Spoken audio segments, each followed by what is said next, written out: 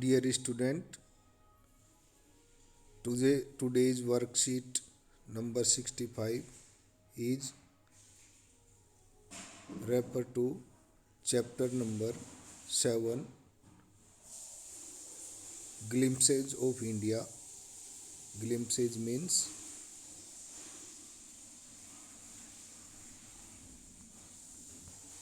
झलक,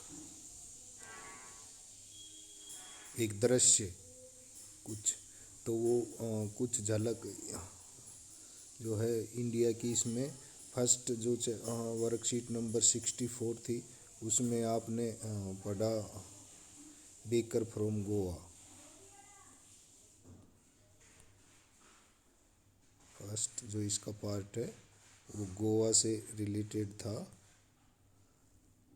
वहाँ के जो बेकर्स थे उनके बारे में आपको बताया गया था। जो अब ये है ये सेकंड है, और जो इससे अगली वर्कशीट आएगी वो जो तीसरा नंबर का आएगा वो आएगा असम के बारे में। ठीक है, तो ये तीन जो प्लेसेज हैं, इम्पोर्टेंट प्लेसेज हैं, गोवा के बारे में आपने पढ़ा। अब आप कुरुप के बारे में इसमें पढ़ेंगे और इससे रिलेटेड क्वेश्चन आंसर इसमें हम करेंगे। तो ये आपका कम से कम देखा जाए तो एक पैराग्राफ आता है।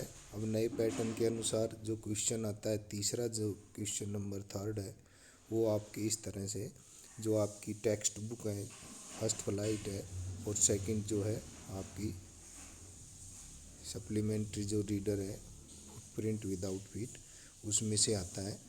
तो इसको करना, इसकी प्रैक्टिस करना आपके लिए बहुत ज़रूरी है जी। इसमें कुछ नहीं करना, इसमें सारे ग्रामेटिकल और रीडिंग से रिलेटेड जो भी बातें हैं वो आपकी कंप्लीट हो जाती हैं। मीनिंग्स आपको पता चल जाता है, इससे आप चैप्टर की समरी लिख सकते हैं आप।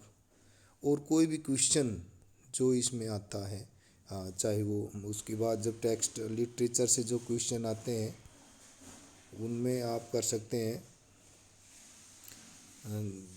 2 मार्क्स के क्वेश्चन आते हैं, 3 मार्क्स के क्वेश्चन आते हैं, 5 मार्क्स के क्वेश्चन तो शायद न हटा दिए, लेकिन ये आप क्वेश्चन आप इसको कर सकते हैं और इससे आप अच्छे मार्क्स इसमें मिलेंगे आपके इंग्लिश में। तो हम चलो आगे इसको रीड करते हैं पहले, और फिर उसके बाद में आपको इससे रिलेटेड और बातें आपको बताएंगे। तो इसमें आप पढ़िए, read the following extract and answer the questions that follow. तो हमें जो ये बॉक्स में जो एक्सट्रैक्ट दिया गया है हमें इसको रीड करना है फर्स्ट। तो हम इसको रीड करेंगे। Midway between Mysore and the coastal town of Mangalore sits a piece of heaven that have drafted from the kingdom of God. देखिए, इतना जैसे आपके लिए कठिन हो सकता है, इस पूरे उसको सेंटेंस को जो यहाँ से स्टार्ट हुआ और यहाँ करके इसके अंदर फुल स्टॉप हुआ गॉड के पास।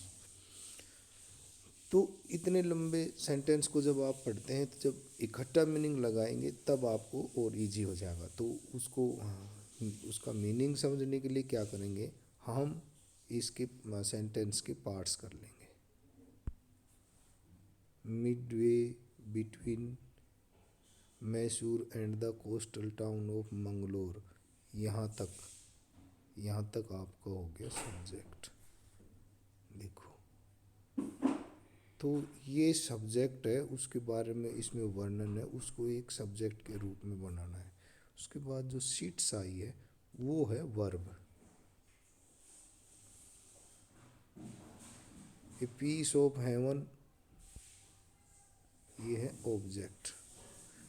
तो यहाँ तक एक सेंटेंस पूरा बनता है। सब्जेक्ट मैंने आपको बताया ग्रामर का जो स्ट्रक्चर बनता है, इस हिसाब से अगर आप समझोगे इसको तो ये इस हिसाब से आपको समझ में, यानी कि जो सब्जेक्ट है, कौन है सब्जेक्ट, पहले तो आप सब्जेक्ट को समझो, उसके बाद में वर्ब को समझो कि ये इस सब्जेक्ट के लिए क्या करती है, और ये जो ऑब्जेक्ट है ये इस सब्जेक्ट से कैसे रिलेट करता है।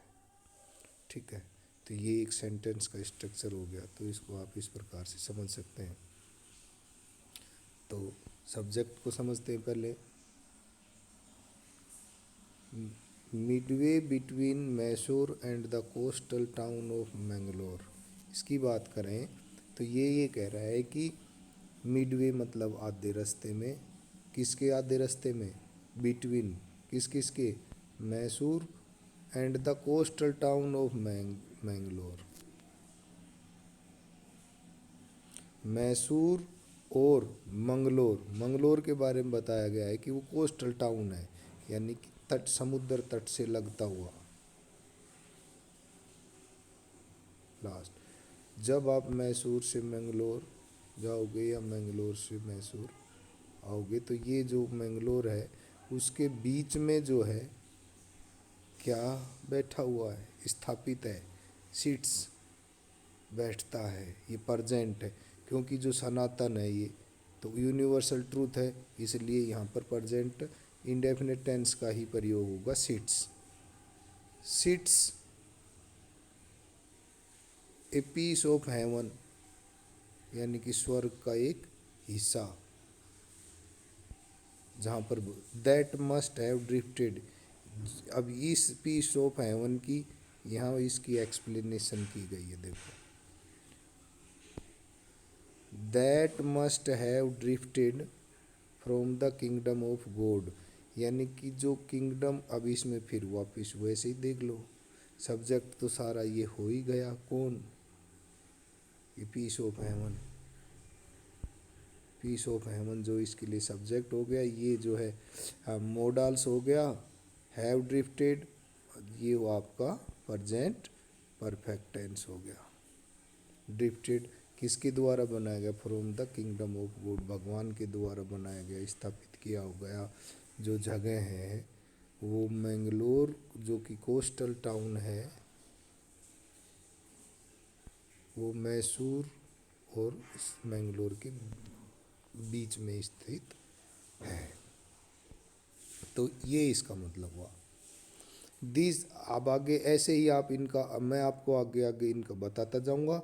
ऐसे ही आप आगे इन सेंटेंस को आप, जैसे this land of rolling hills, तो ये इज जो है यहाँ वर्ब है, तो इसके आगे का क्या हो गया? सारा सब्जेक्ट हो गया। आपको सबसे पहले हेल्पिंग वर्ब और वर्ब, इन दोनों में से जो पहले दिख जाए उससे आगे सारा सब्जेक्ट होता है।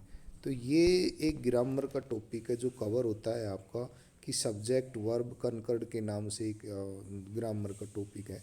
तो वो इसको आप इस प्रकार से इसमें समझ सकते हैं। क्लियर है? चलो आगे चलते हैं।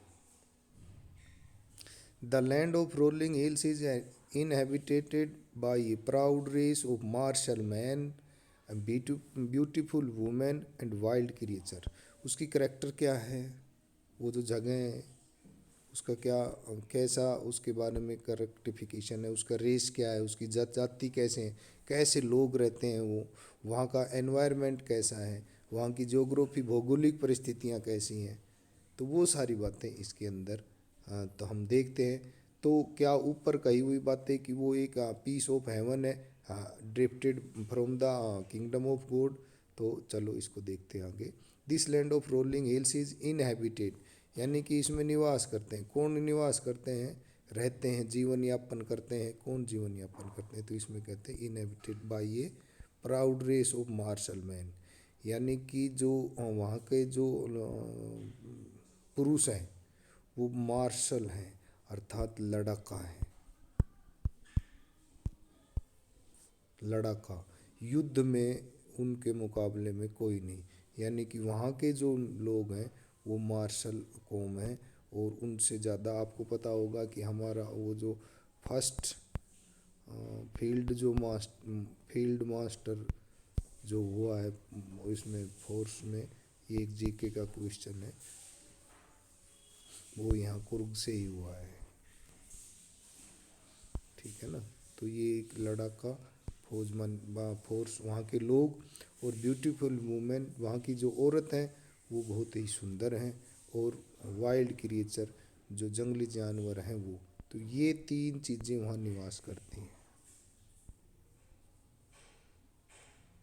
इसलिए उसको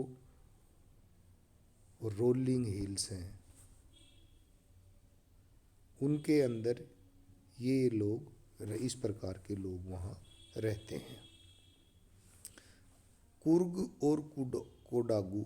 कुर्ग का जो है नाम अब क्या हो गया, कोडागू हो गया। पुराना नाम उसका कुर्ग है, उसको इंग्लिश में कोडागू कर दिया। The smallest district of Karnataka, यानी कर्नाटक का सबसे छोटा डिस्ट्रिक्ट है Kodagu.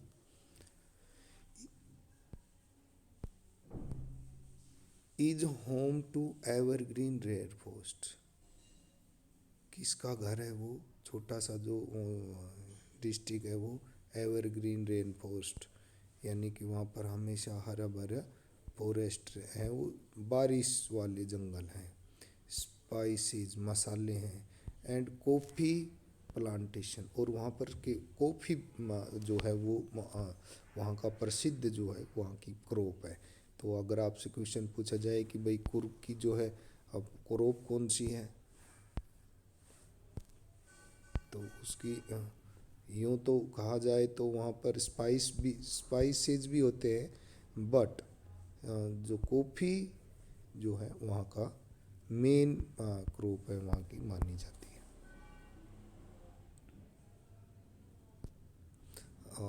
Evergreen rain forest cover 30% जो है ना वो कवर करते हैं उसको, हिस्से को, उस डिस्ट्रिक्ट में 30% हिस्से में ये जो है ये रेन फॉरेस्ट है। ड्यूरिंग द मानसून के दौरान इट पोर्स, पोर का मतलब होता है डालना, किसी चीज़ में भरना, ऊपर से डालना, जैसे पानी, जैसे तालाब में पानी ऊपर से बारिश डलता है तो डलता है तो उसको भी हम पोर कहते हैं। झरने से पानी आना उसको पोर कहते हैं।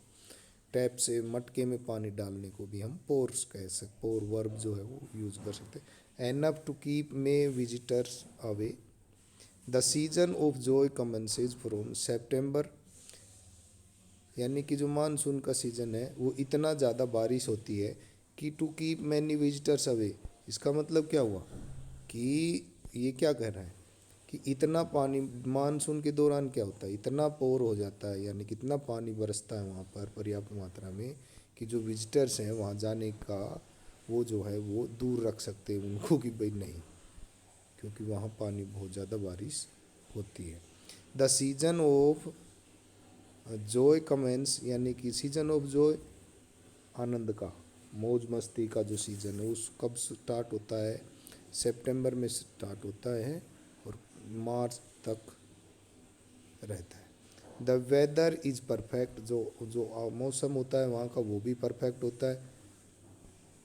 विद सम शॉवर्स, कुछ शॉवर्स होते रहते हैं, झरने बहते रहते, थरोन इन गुड मेजर्स, जो कि कुछ अच्छे लगते हैं वो। द एयर ब्रीथ्स, हवा की जो क्या हमें श्वास कैसी देती है, इनविगरेट कॉफ़ी, कॉफ़ी की जो सुगंध है उससे हम जो है हवा में कॉफ़ी की खुशबू हो जाती है। Coffee estate and colonial bungalows, तो कॉफ़ी के जो हैं वो प्लांट, जो खेत कहते हैं उनको कॉफ़ी एस्टेट्स कहते हैं। और वहाँ के जो रहने के बंगले हैं वो stand tucked under tree canopies in prime corner. Tucked under tree बनाए जाते हैं, कहाँ जाने दें, tree canopies in prime corner, prime corners में जो है वो इनको पेड़ों की कैनोपीज बना करके और इस प्रकार से उनको बंगले बनाए जाते हैं जो कि बहुत ही सुंदर दिखाई देते हैं, ऐसे लगते हैं कि भाई ये जो है स्वर्ग में ऐसे होते होंगे।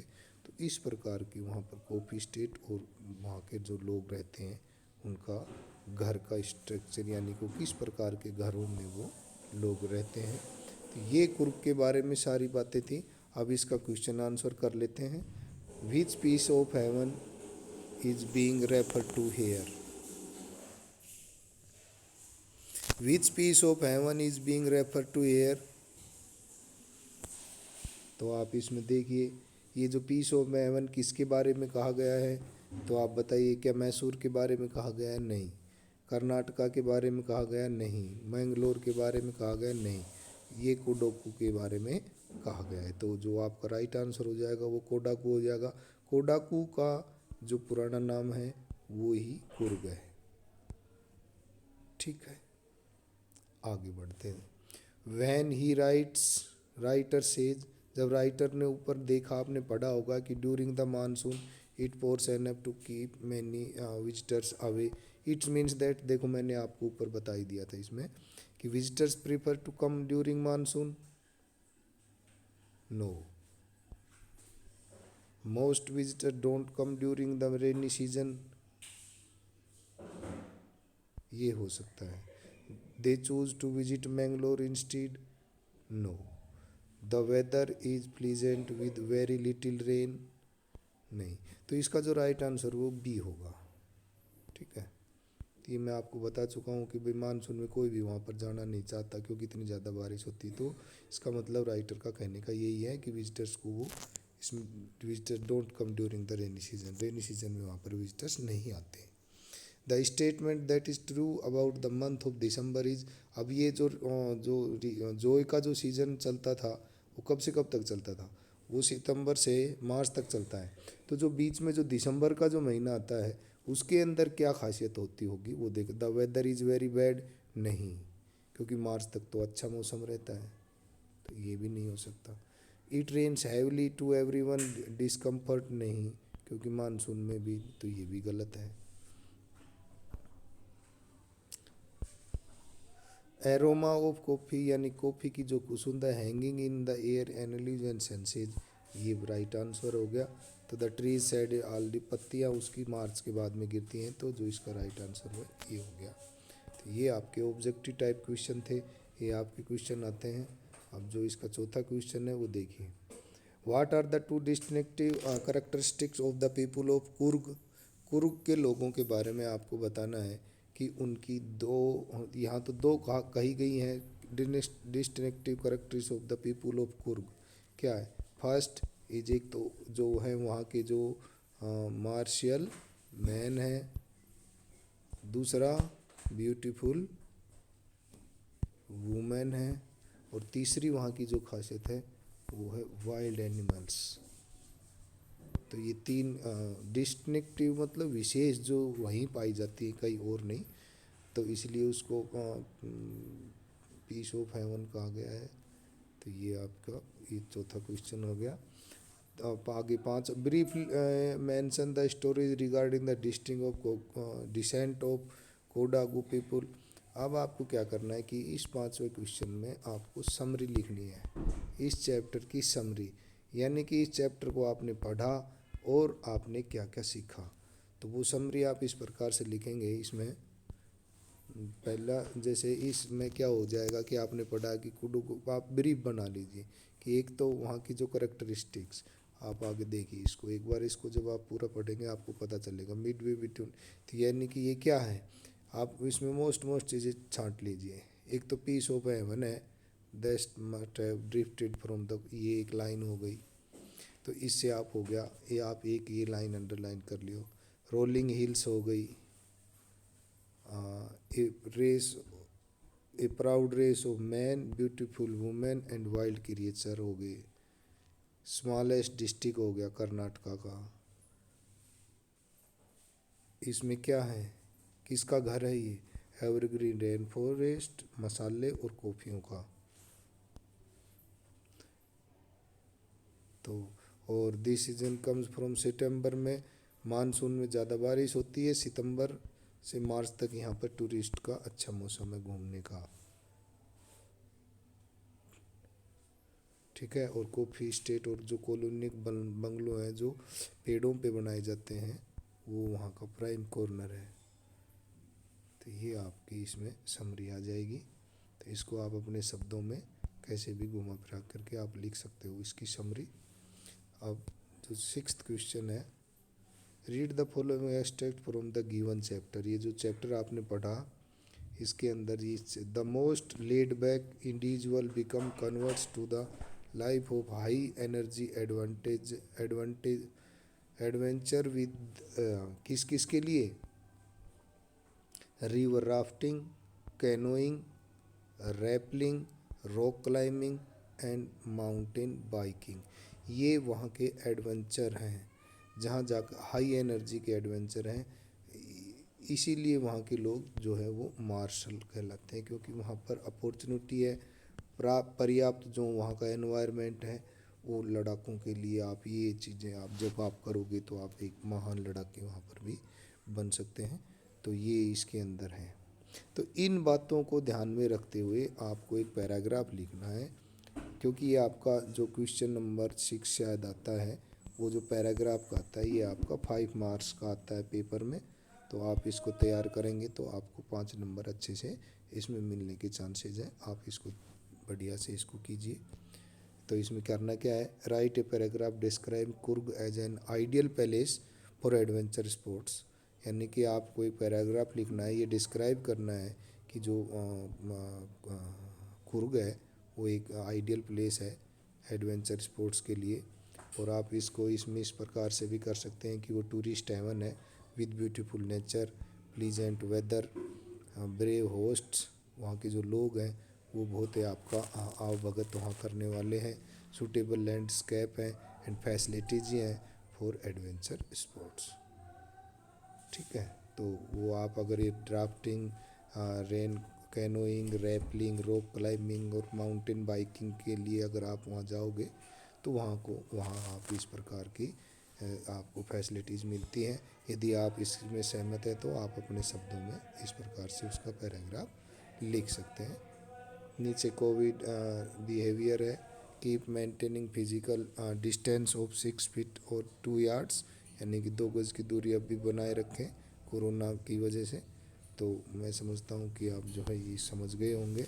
और ये पैराग्राफ आप इसमें इनको, ये आपके एडवेंचर हैं, ये आप बताइए कि किस प्रकार से कुर्ग एक आइडियल पैलेस है इन एडवेंचर स्पोर्ट्स के लिए।